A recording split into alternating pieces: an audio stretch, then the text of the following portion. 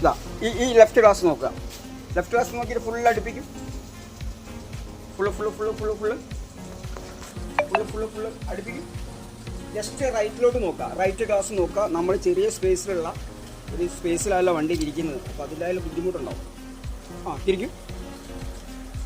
Full തിരിക്കും. ഈ glass നോക്കുക. കുറച്ചുകൂടി ബാക്കോട്ട് വരിക. അവിടെ നോക്കൂ. ഇപ്പം ഞാൻ പറഞ്ഞ പോലെ ചെറിയ സ്പേസിൽ തന്നെ ബാക്കോട്ട് തിരിക്കാൻ പറ്റുന്നില്ലേ അല്ലേ?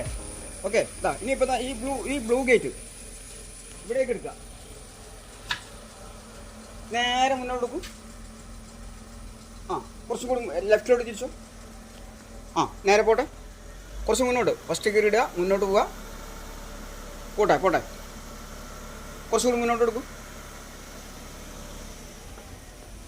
സ്റ്റോപ്പ്. ഇനി റൈറ്റിലോട്ട് തിരിക്കുക. കുറച്ച് റൈറ്റിലോട്ട്. നമ്മൾ ആ ബ്ലൂ ഗേറ്റിലോട്ടാണ് പോകേണ്ടത്. നമ്മളിവിടെ തിരിഞ്ഞു പോകാൻ വേണ്ടിയിട്ട് കുറച്ച് സ്പേസ് കിട്ടാൻ വേണ്ടിയിട്ടാണ് ഇങ്ങനെ ഡൈവേർട്ട് ചെയ്ത് എടുക്കുന്നത്. കുറച്ചും കൂടി മുന്നോട്ട് പോട്ടെ. സ്റ്റോപ്പ്. വണ്ടി 2 വീലർ വരുന്നത്. മുന്നോട്ട് പോട്ടെ. മുന്നോട്ട് പോട്ടെ. റൈറ്റ്. സ്റ്റോപ്പ്. കുറച്ചുകൂടി റൈറ്റിലോട്ട് എടുക്കുക. ആ ഗേറ്റിൽ മതി. അതിൽ മുന്നോട്ട് പോട്ടെ. ഇനിയും പോട്ടെ. പോവാ.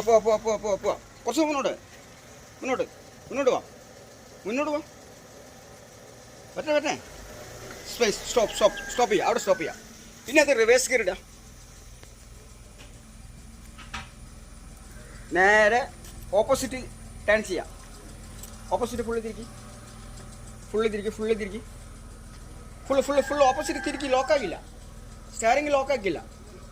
അവിടേക്കല്ലല്ലേ തിരിക്കേണ്ടത്. ഓപ്പോസിറ്റ് തിരിക്കുക. ഫുള്ള് തിരിക്കുക. യെസ്. ഇനി നമ്മൾ ബാക്ക് റിവേഴ്സ് ഇട്. ക്ലച്ചിൻ്റെ മുകളിൽ താങ്ങിയിട്ട് ഞാൻ കയറ്റത്തിൽ എങ്ങനെ പറഞ്ഞിട്ടുണ്ടായിരുന്നു? ആ ക്ലച്ച് താങ്ങാൻ പറഞ്ഞില്ലായിരുന്നു അല്ലേ? ആ ക്ലച്ച് കുറച്ച് പൊന്തിക്കുക. ബ്രേക്ക് അല്ല, കുറച്ച് പൊന്തിച്ചിട്ട് വൈബ്രേറ്റ് മോഡ് വരും. വൈബ്രേറ്റ് മോഡ് വന്നിട്ട് ബ്രേക്കിന് ഒഴിവാക്കുക. ഓക്കെ, അങ്ങനെ ചെയ്യും. പറ്റേ. അതന്നെ റെഡിയാണ്. അങ്ങനെ തന്നെ വരട്ടെ. റെഡിയാണത്. ആ ക്ലച്ചിൽ കൂടുതൽ റിലീസ് ചെയ്യേണ്ട. അതിൽ തന്നെ ക്ലച്ച് ഒന്ന് ഓപ്പൺ ആക്കും. വരട്ടെ. റെഡിയാണ്. വരട്ടെ. ഇനിയും വരട്ടെ. വരട്ടെ. സ്പേസ് ഉണ്ട്. സ്റ്റോപ്പ്.